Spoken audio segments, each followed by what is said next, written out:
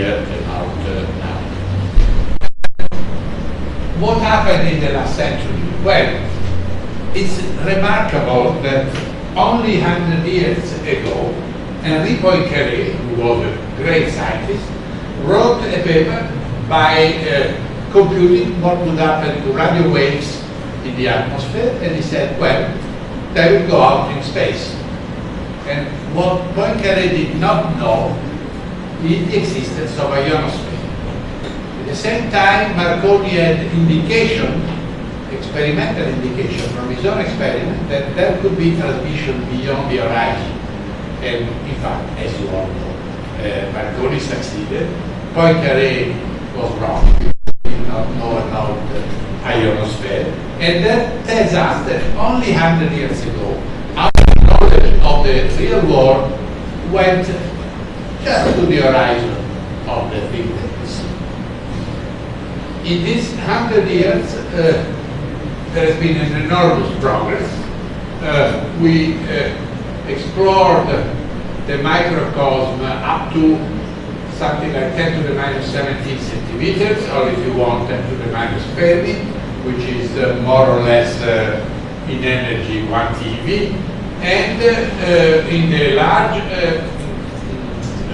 dimension, we went to the Big Bang, which is something like 10 billion years ago, so a distance of about 28 centimeters. So we have a knowledge, not detailed, but quite precise, which extends over 45 orders of magnitude. Nothing similar that we happened in the past. And of course, we expect the future direction in physics to push further the frontiers on one side, and on the other side, try to fill in the gaps left behind, like dark matter, perhaps higher symmetries, composite quarks and leptons, etc. These are all arguments very remote from our day-to-day life. One may ask if discoveries in these fields can bring in consequences for our life. And many people think that the answer is no. But in fact, history shows exactly the contrary. X-rays, radioactivity, accelerators were very far from reality of everyday life, but they changed our life. And the last example is the World Wide Web, which was invented for fundamental physics to study quarks and leptons, and has changed our life. In other words, the innovation which is produced to succeed in the challenges which are intrinsic to these frontiers that I am discussing is very big and can be translated to the civil society. In my opinion, fundamental science, which is not constrained by limitation of the market, as industrial innovation is one of the drivers of innovation in our society. So there cannot be only fundamental science, but science is an important one. Another consideration is that, of course, physics will progress in other directions. One is complexity, that is understanding complex systems. We started about 200 years ago from gases and solids, and the aim is to understand more and more complex things, perhaps arriving to the living objects, which are now away and far from our real understanding. So this is one direction. I will not speak very much about that because I'm not so professional. But anyway, it's a very important component. The other is precision.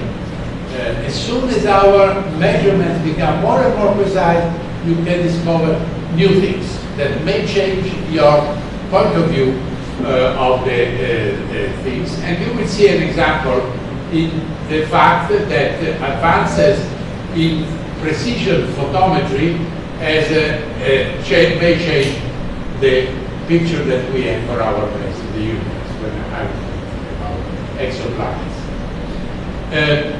Then there is another direction which is very critical. It's the search for safe, clean, and abundant energy sources, which is also within the mission of your institute. This is one of the greatest challenges of our time, perhaps the greatest one, which will condition the very existence of mankind in our planet. And certainly physics, through the various tools that may put into place, will have to contribute to that. And my summing up is very simple. The recipe for the future is research, research, and research. As I tried to tell you in this introduction, what follows is an obviously incomplete illustration of few subjects which I like very much and where I think we may find some surprises in a not so distant future. And please my apologies for being incomplete, which is necessary, and imprecise, because some of these subjects I do not really understand very well. So this is the summary. I will speak about energy. I will make a brief description of quantum computing, which is one of the most fascinating subjects I can imagine. Exoplanets, which is something that came out in the last decades, and a little excursus about Dyson classification of advanced civilizations. And then I will go to things that I know better, at least that I have worked in, dark matter, WIPs, and the Large Hadron Collider, and future accelerators. It's a very incomplete list of subjects, but it can be fun to study. So, this is a diagram that I like very much. It shows the consumption of energy from the very beginning of humanity up to our time. And it's very simple to describe. It's zero until 1800. Then it grows up very rapidly. And this refers to fossil exploitation of fossil energy. And it is thought to finish in some time. Here, if you look here, this is I think 200 years. It's very uncertain where will be the end of it. Some may think that we will continue for long, but anyway, it's going to finish. And if it is not going to finish for because of resources on the Earth, it's going to finish because of global warming and things like that. So the question is, what are we going to use after that? What will be the primary energy? This is an interesting diagram. It shows in more detail what I was saying from 1800 to yesterday. So an increase. This is in megaton of equivalent oil. I will show you what is the more usable energy. And you see here the composition. It is essentially fossil, using fossil fuels, natural gas, oil, and coal, with some addition, more recent, of nuclear energy and of hydro energy and renewals, which just are started.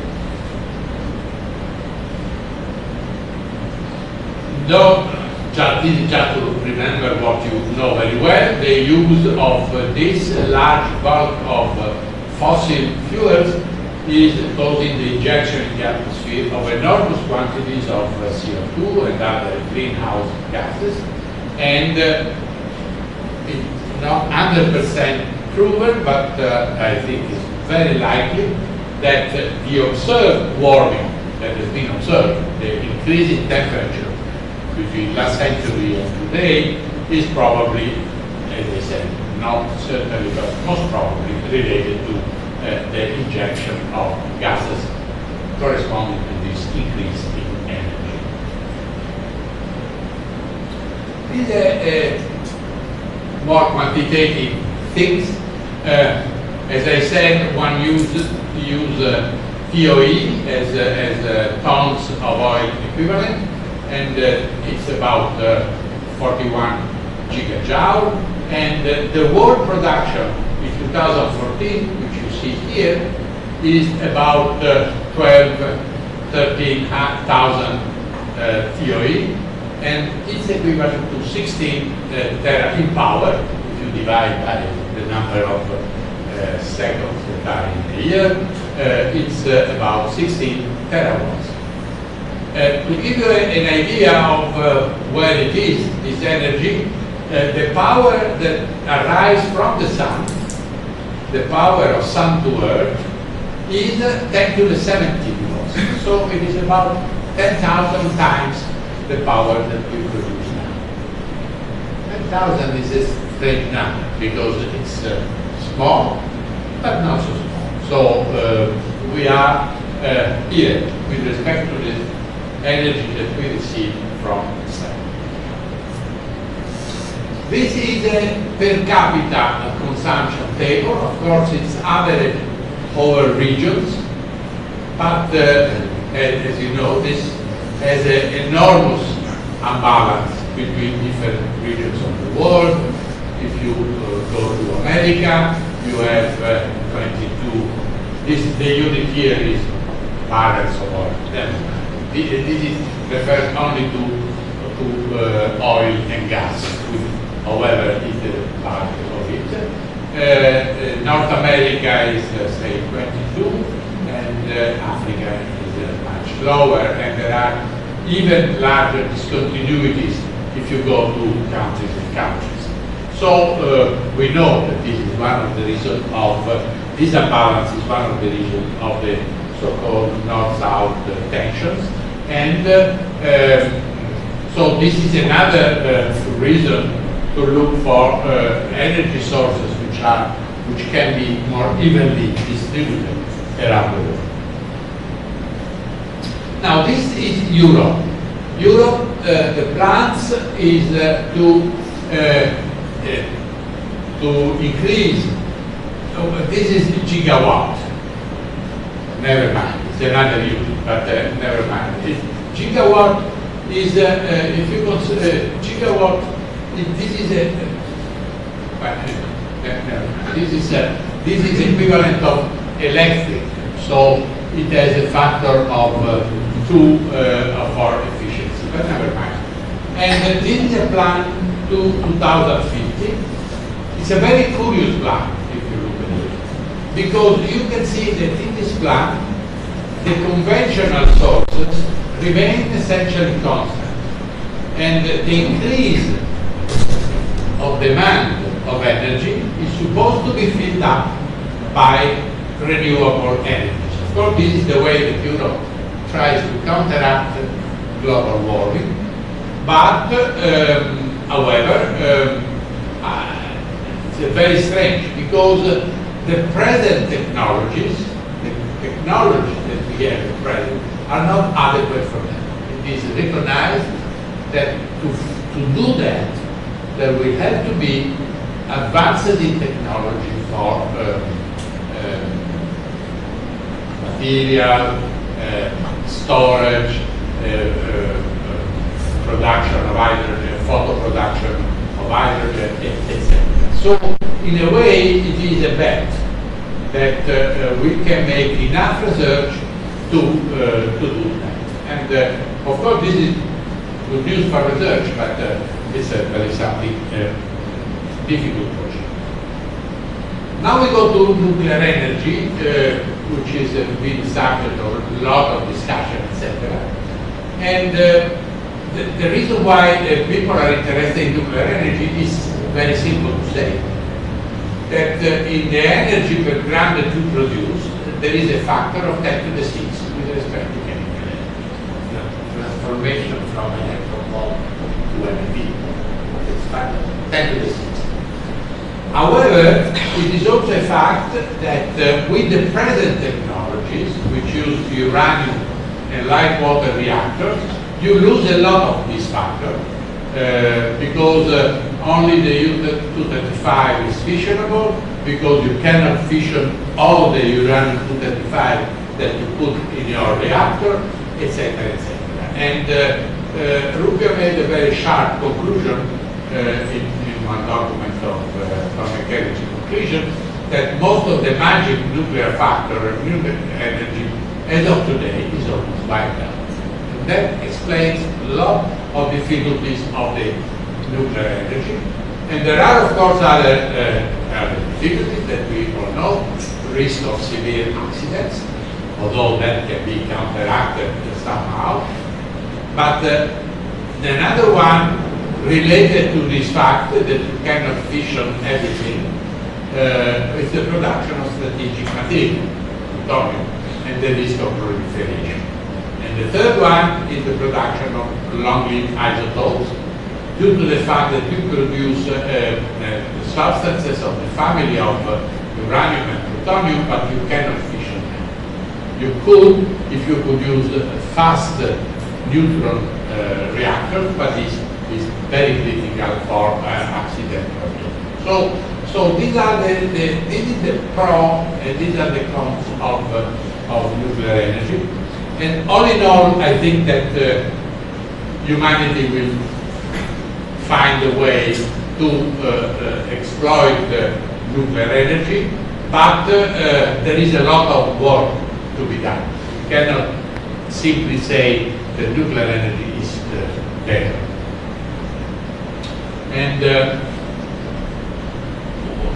one possibility is to go to other things, and the thorium fission is being produced. But there is another interesting development which is being considered here and there, and this to use neutrons from accelerators. Sorry, this is not spallation, but it's spallation. Neutrons from spallation of induced by accelerators to sustain the chain reaction. There is no accident problem, and this way you can burn completely all the long-lived actinides, and so the mix of the lifetimes which is in the radioactive waste can go down to something like 300 years. Now in Italy we have many churches which are more than 300 years old, so we know that you can cope with something like that. And in fact, spallation is attracting a lot of interest. In Europe there is a spallation source being built in Denmark, in Sweden, and USA, and in China they are now building a spallation source and a system accelerator system. So we will see in the future if that is viable. The other possibility is, of course, nuclear fusion. And in this slide, I presented you what is the present strategy for fusion in item.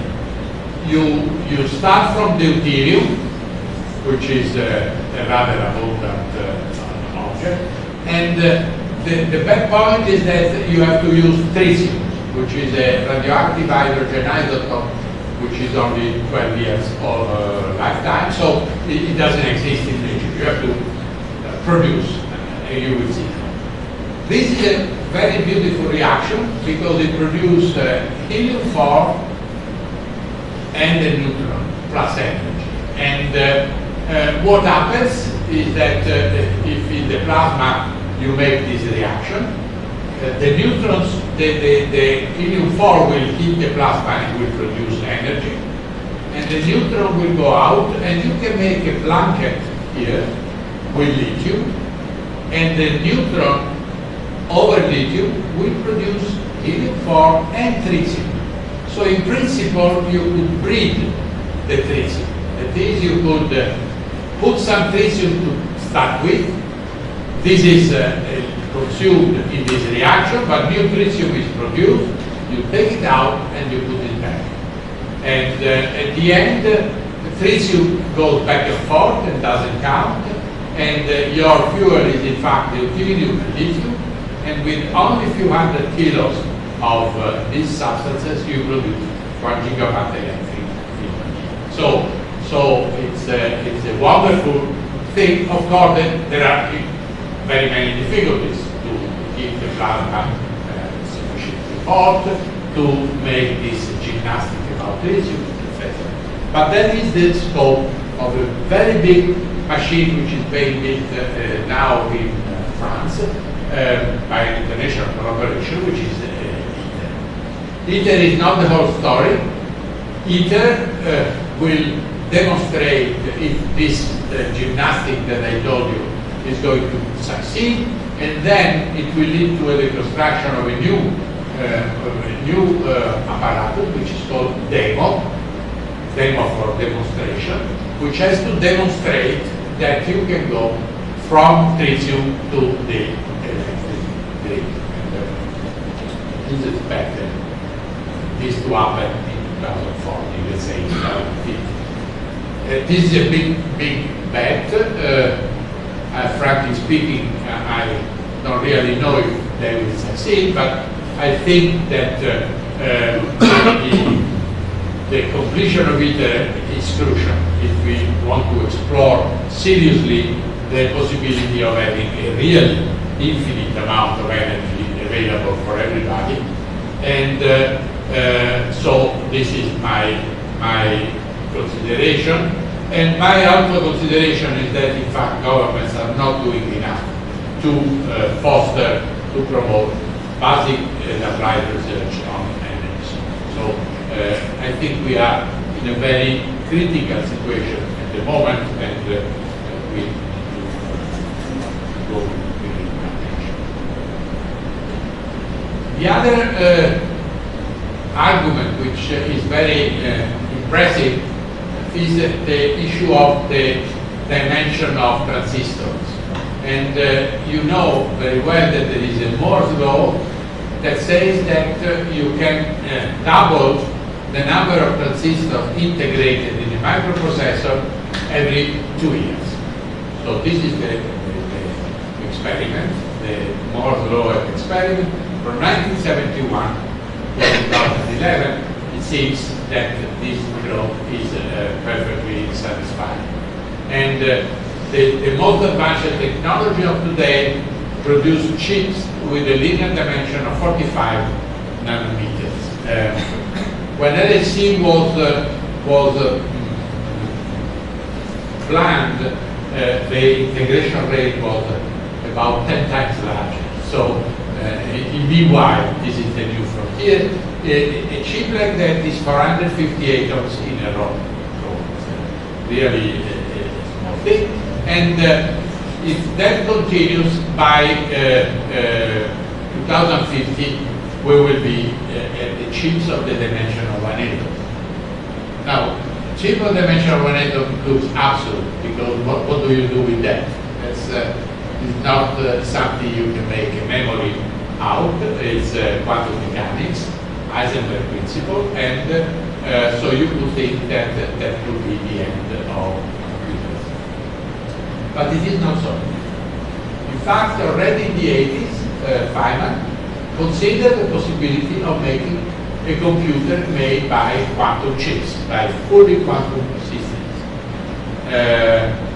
So the basic element is a qubit, quantum bit, a quantum system that can exist in 2 states. Now, of course, also the classical bit can be either in 0 or 1, but this is a classical object, so it can be 0 or 1 and that's it. The system, quantum system with 2 states, it's true that it can be in state up and state down, but also can live in infinite superpositions of these states. So in fact, when you give the initial conditions, that is, you will specify the quantum state of the qubits, you are going to give an infinite amount of initial conditions. So your computer, which will have an Hamiltonian, which is tailor on the computation that you want to make, will carry out, in fact, in parallel, an infinite number of parallel computations. And that is the great discovery of Feynman, that a quantum computer can be, in fact, enormously more effective than a classical computer, based on a classical computer. In fact, you can solve problems that are mathematically not accessible to classical computer. You know that this is determined by the time, how the time to make the calculation grows with the dimension of the calculation, and a classical computer are limited when you encounter problems which have an exponential growing time. But a quantum computer can do better. So since then there is a lot of interest, impressive progress, algorithm. One real which has arrived really to practical application is quantum cryptography. I can't go into that. But more important, now we have a lot of candidates for physical qubits. Photons, which obviously can be in two polarization states, but also cold atoms, cold ions, excitation in superconductors. So there are a lot of ideas about how to make the basic unit of a quantum computer, and this will mature in the coming decades. Just to give an idea that the attention is coming to here, when Laroche and Feynman got the Nobel Prize in 2002, one of the motivations was that their experimental methods enable measuring and manipulation of individual quantum systems. That refers exactly to the possibility of intervening on a quantum qubits and there, and the Bazin Prize of 2013 has been given to Aspect for his work on entangled quantum states, which again is one of the basic of a quantum computer. So stay tuned. This is an argument that we will have to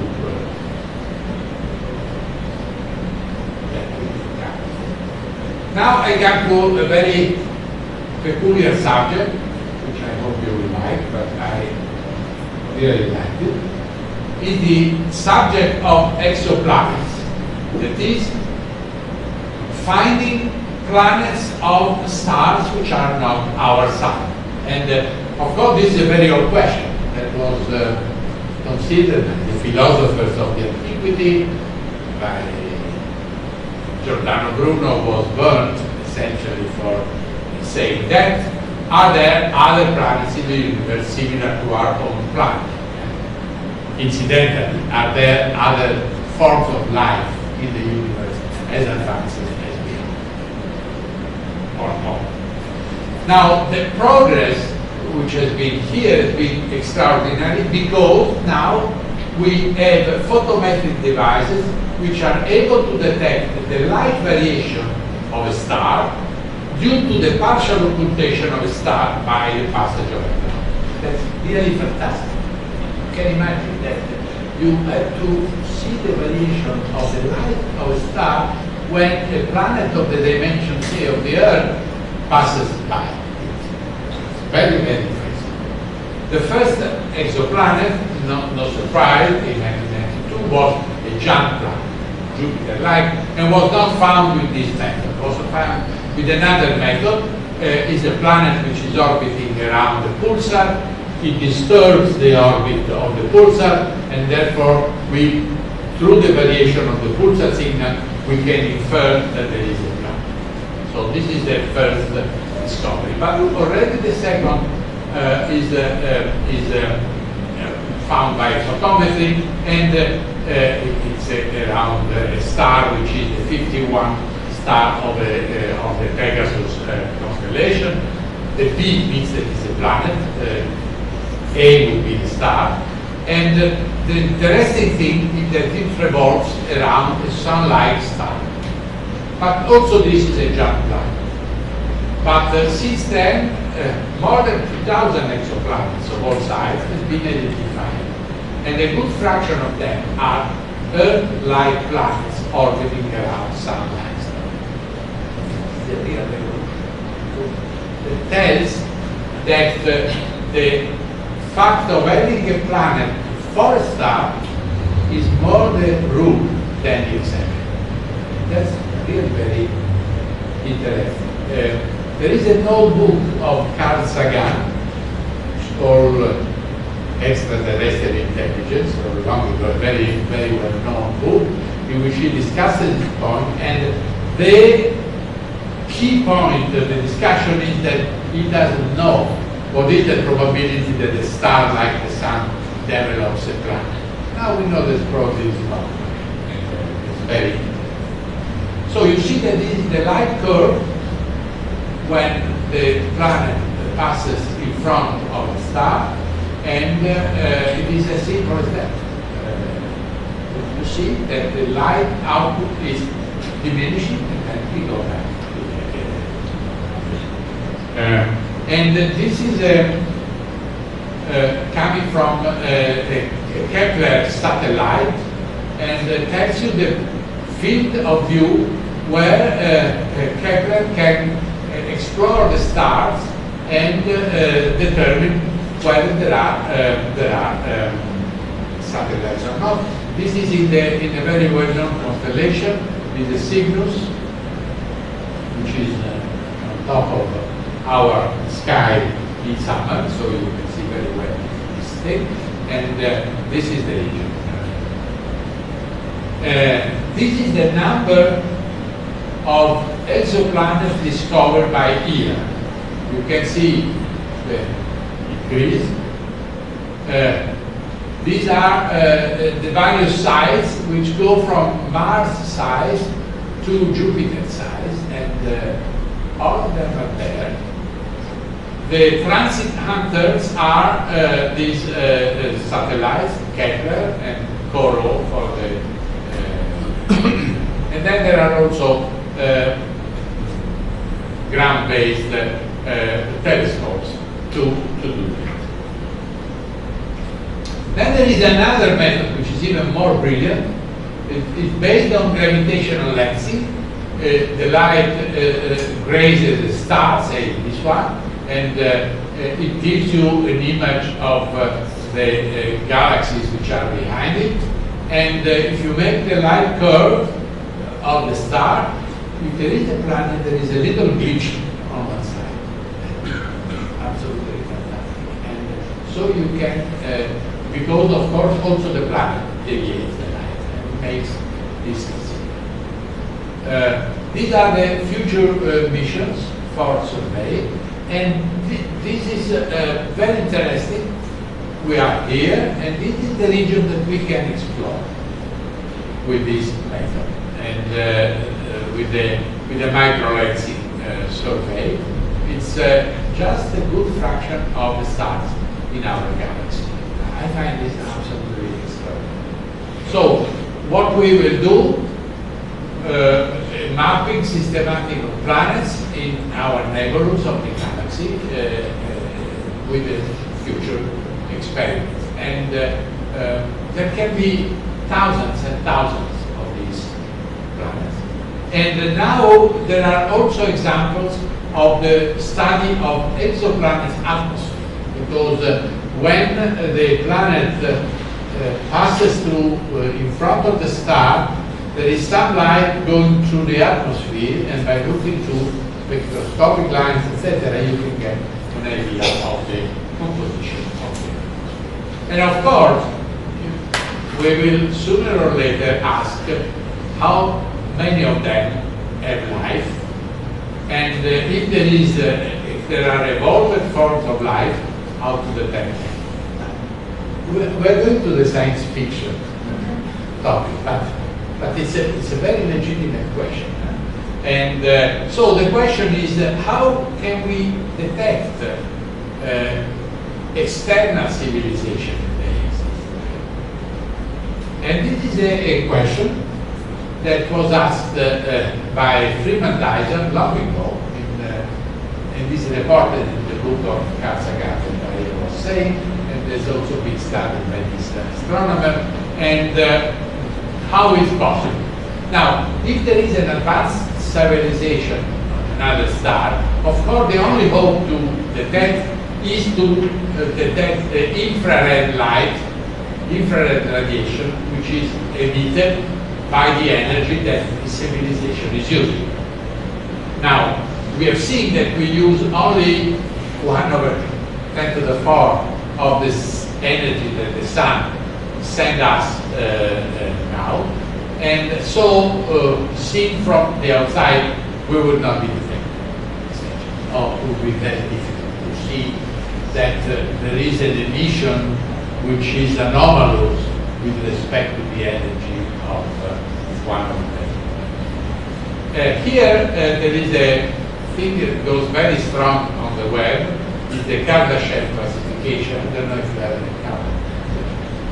That you can classify the civilization by the amount of energy that it uses with respect to the energy that the sun produces. So type 1 is when it uses all the energy that sun sends to the planet. Type 2 is if it uses all the energy emitted by the sun, which is 10 orders of magnitude larger than this one. And then there is another 10 order of magnitude if you want to use all the energy emitted by the galaxy, because there are roughly 10 billion stars in a galaxy. So these types are a logarithmic scale. You compute the log of the power used, -6 divided by 10. And if you do for us, we are a civilization of type 0.7. Not so far. If we find a way to make fusion and our production of power increases by 1% per year, in a couple of hundred years we will be a civilization of type 1. Civilization of type 2 takes a lot more. Civilization of type 3 I cannot imagine. But, anyway. So Dyson speculated about type 2 civilization without knowing. He said that sooner or later, if you master your energy production, you will like to take all the energy of the sun. And to do that, you can make a structure around the sun. Dyson said a lot of material, so you have to disassemble Jupiter or Saturn, etc., to make this shell around the sun. And in this way, you will capture all the energy of the sun and make here cities and fields, etc. Now, the whole idea of Dyson is not stable, gravitation is stable. So you have to do other things. But anyway, you can imagine that you can put in orbit a lot of things around the sun and capture the energy. And that would be, as I said, a type 2 civilization. Of course, it takes a lot of skill to do that, and it's clear that a type 2 civilization has to have full mastering of nuclear energy. And as I said, if you assume 1% annual growth, you can see that you will get here in something like 3,000 years, unless we commit suicide. So, if you capture the energy of the sun, great power, and you use it, then you will re-emit it in the form of infrared radiation. That was the message of Dyson. The message of Dyson is that you have to look for stars that emit a lot of in the infrared with respect to what expected for their mass. Normally in a star, if you give the mass, you know what is the luminosity and what is the spectrum, but this would be anomalous in this way. Of course, if you get to type 3 civilization, you have to find galaxies again which emit a lot in the infrared and compare to their mass. And this is a very simple message. The interesting point is that very recently there is a review of 100,000 galaxies by Mr. Wright, etc. No? And he doesn't find anything. He doesn't find anomalies, galaxies. There is a nice article on Scientific American you can consult. So there is no type 3 candidate civilization, and in fact we don't have a clear evidence of type 2 as well. Somebody thought that maybe the idea of Dyson is wrong. Maybe that a truly advanced civilization will not want to disassemble its sun, but will like to live in equilibrium with the environment. This is a philosophy which goes back to the Vienna, to the Pechet group, etc. So we may be on a wrong track by looking at that. However, then for those fascinated by science fiction, there is this paper which has been published. Here you see the archive picture, very recent, of one star which was monitored with a Kepler satellite. And this is the light curve. It signals a passage of a very nice planet here at 700 days. This is the orbiting revolution. But then there is a very strange signal here. And this signal is amplified here with respect to this one, which is the planet passage. And they are very puzzled because it could be what? A swarm of comets orbiting around the sun, fragmented planet. They find all these hypotheses very, very unconvincing. But you may say that these are exactly the large orbitating artificial structures which are around the planet to capture the sun energy. We don't know that. Okay? We don't know that, but I find it very, very interesting. And no doubt there will be a lot of studies on it. Now we go to more conventional things, so to say. You know that the matter that is revealed by cosmology and by large-scale structure, etc., in the universe is by far exceeding the baryonic matter, and has been called dark matter. Then there is also the dark energy, but I'm not concerned. And there is a lot of efforts to detect as a microscopic detection of dark matter, the particles that make that.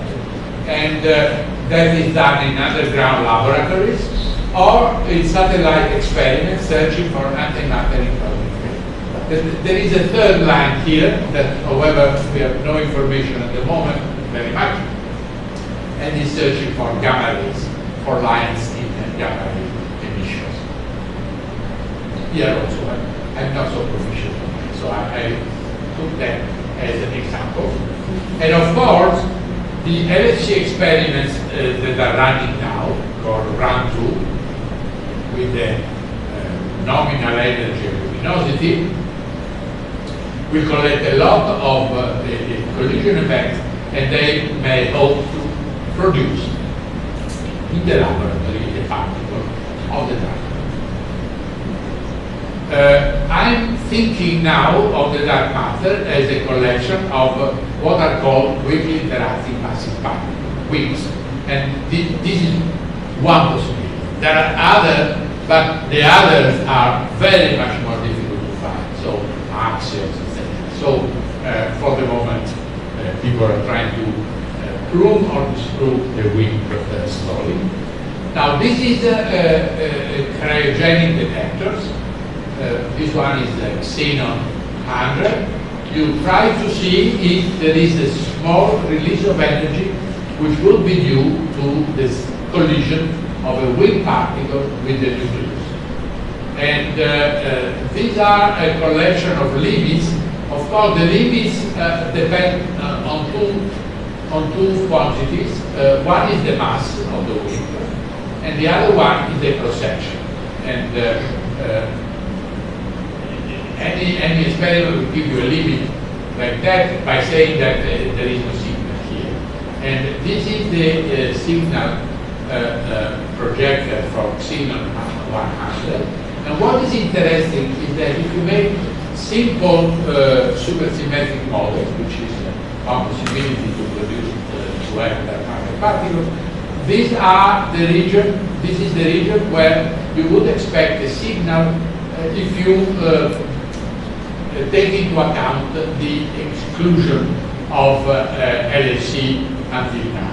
So, in a way, the message of this picture is that the underground experiments are going to match in the near future with the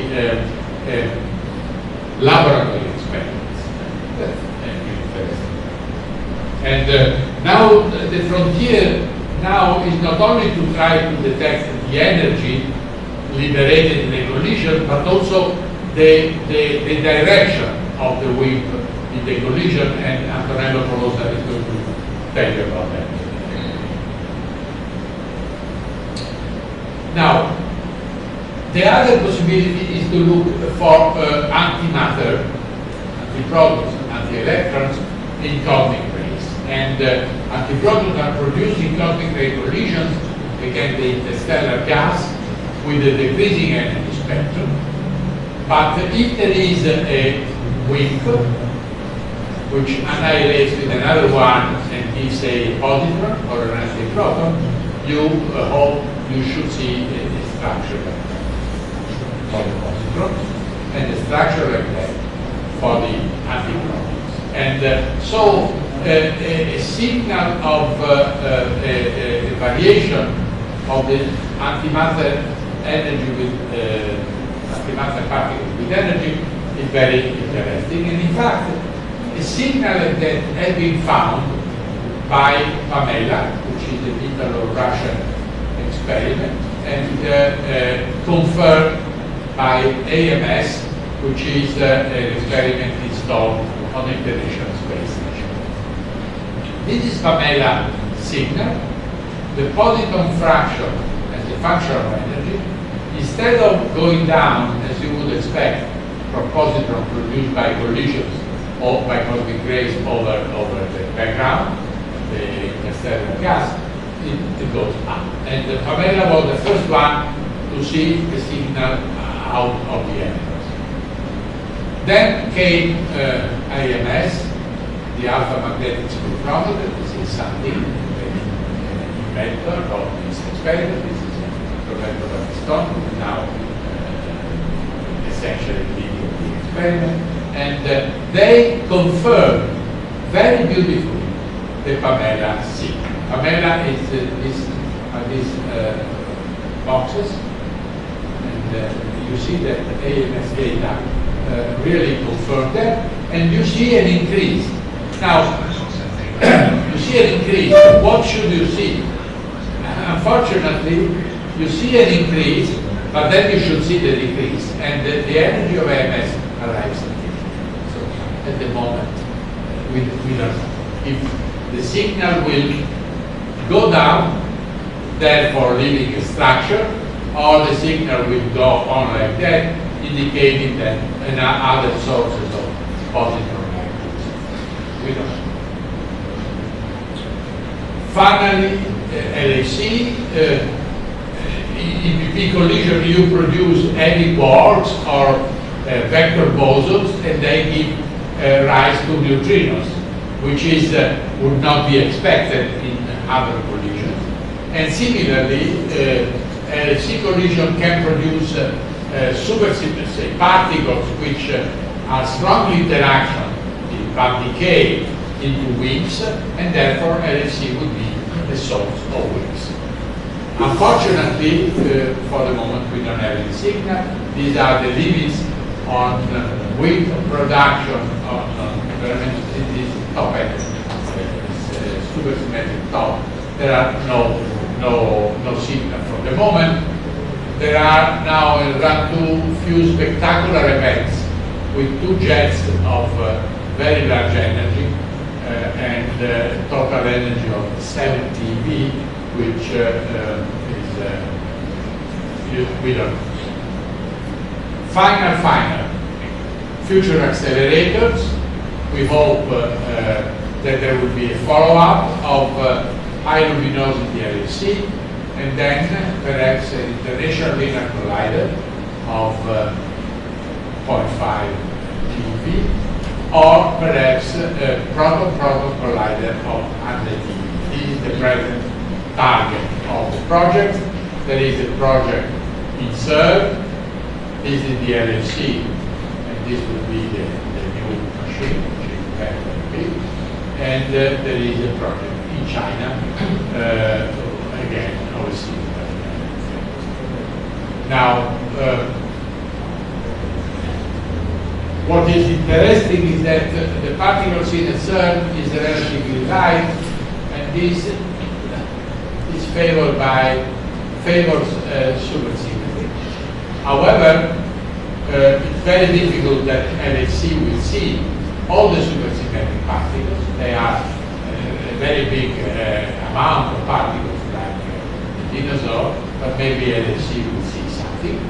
And if we see something, then there will be an effort to produce a new machine, and this new machine will be quite sure a global machine.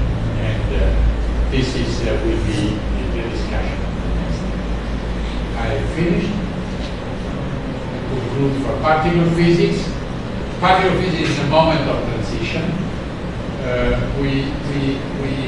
As I said, the Higgs boson mass would prefer supersymmetry with respect to other things, but we don't see trace of that. We don't see trace of the dark matter. So did we really understand the message? And so we really live in a moment of transition, and I think that the experiments of the next years, including the experiments on direct observation of dark matter, will tell us how to go. And I will conclude with this sentence of Winston Churchill, which gives a good picture of particle physics.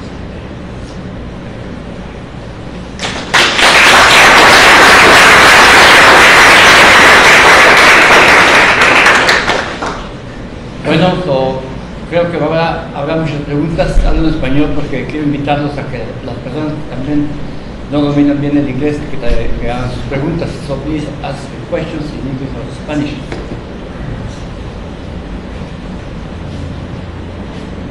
You can also make comments. Nobody asked, I asked. I did not understand so well if you go back to your pulsar and dark matter plot for explaining the Omega positron. I'm just curious to know where the curve for the pulsar comes from, because I would expect, at least naively, that the pulsar curves depend from the accumulation and to the release of your lepton in the cavity of the pulsar nebula. And so I would expect that you can get basically all kind of lines from the blue lines and up down to the green line that you see from me. So I'm just curious where this blue curve is coming from. What are the conditions that constrain this line? I did not compute this stuff, but the way I understand it is that these are collisions of cosmic rays on interstellar gas. This is what's called the leaky box. Okay. Now, pulsar, the fact is that the positron mass is a very small mass. A positron is only half a MeV, so positrons can be produced also by other things which are not the collision of cosmic rays. And people have said that pulsar, the rapidly rotating magnetic field, could produce pairs of. They do. We now, know they do. How you? I don't know. This must be a computation of somebody. Now, I think that what you do here, you try to fit the raising part that you know. So you try to fit the model of your pulsar with this thing. This is not, and therefore you cannot have a too fast decrease because the pulsar is not a critical energy. Well, I mean, what is confining your laptops can be only the magnetic field. And we know that around the pulsar there is a very complex magnetosphere, and we forget it. Much further, there is a cavity, where we already know that the magnetic field is not constant, but is decreasing exponentially as a power law. And so that was my idea. The high energy particle, they can scale, so you don't have accumulation, and so I would expect that for a very close by explosions, I can get a curve from one single pulsar or a group of pulsars that is more similar to the red curve than to the blue curve. That was the reason of my question. But it's naive. I mean, just where this curve comes from, so it may be. The only point that I can make is that probably if you want to fit that, it's very difficult to understand why you get that. This fall off is clear, because if you have, there is a typical mass which gives you that. For a pulsar, I do not understand why it could make it. Yeah, I would ask you offline more. So I think I'm interested.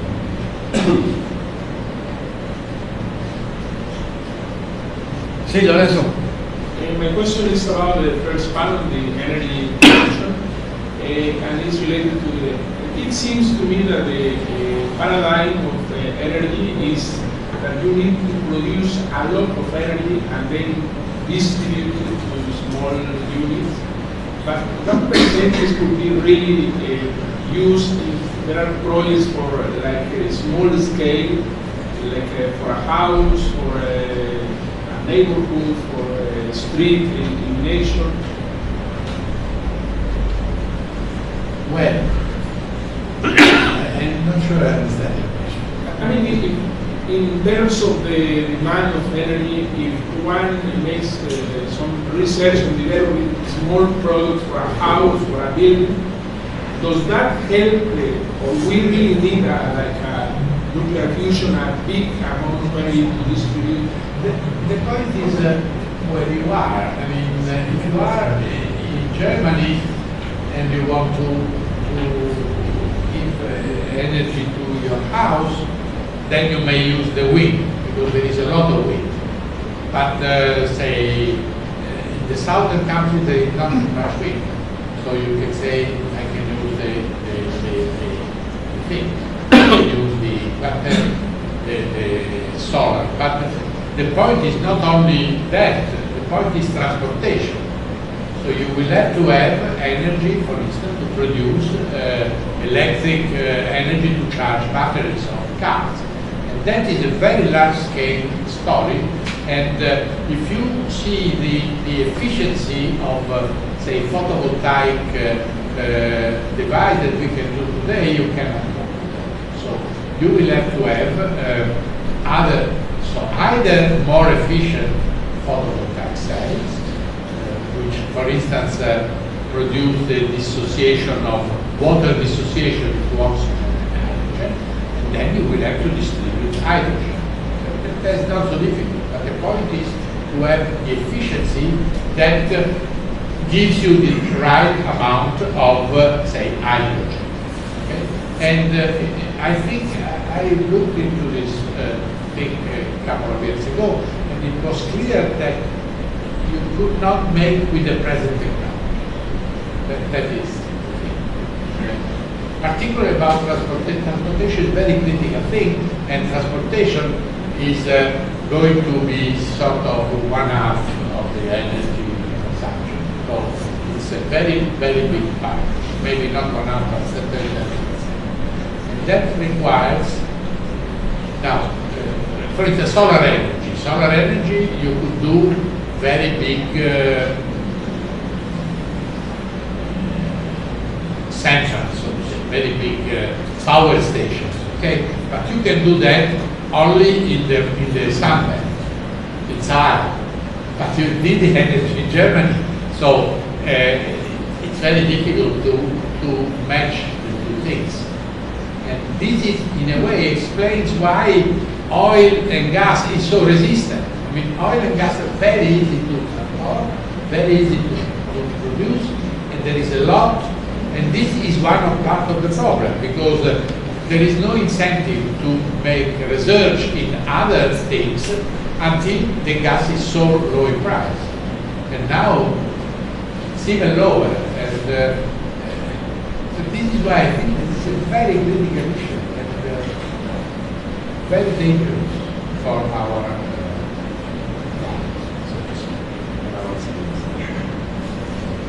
Sì, sì.